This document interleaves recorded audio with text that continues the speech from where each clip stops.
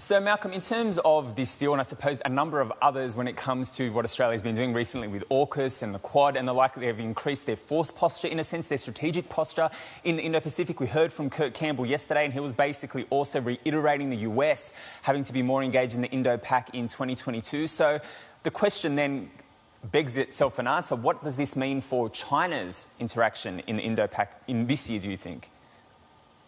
Look, I think it sends the strong message to Beijing that the US, the UK, Japan, other key powers are working together to do a number of things. Firstly, to shape the region in terms of building a strong and stable, free and open Indo-Pacific region that is resilient and is working together. Secondly, to deter the challenge from China, particularly in areas of dispute such as Taiwan, most importantly, but also in terms of South China Sea and East China Sea and other areas.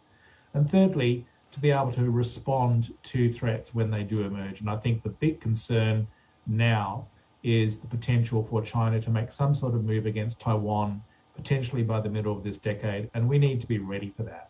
So agreements such as these, such as AUKUS, and also, as you know, the Quad, I think all send that message of strength, unity and resilience to Beijing that hopefully will strengthen the credibility of deterrence to make China think twice before it actually considers the possibility of using military force in a manner that's inimical to the interests of the region. So is that something that you have some kind of semblance of conviction on, that you're expecting China to try and stage an invasion of Taiwan within this decade? I think that what you will see after the Beijing Winter Olympics is a gradual ramp up of coercive grey zone actions against Taiwan to try and get Taipei to unify on China's terms.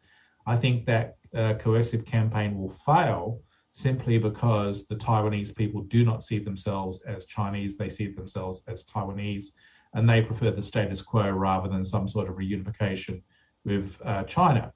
So when that campaign fails, then Xi Jinping has a choice. He either backs off and lets Taiwan go, which would be a huge loss of influence and credibility for him, or he goes further and he uses military force. And I think the concern is that probably by the second half of this decade, the People's Liberation Army will be in a position to be able to do a cross-straits invasion of Taiwan. So that's what we're all focusing on, is how to deter that cross-straits invasion.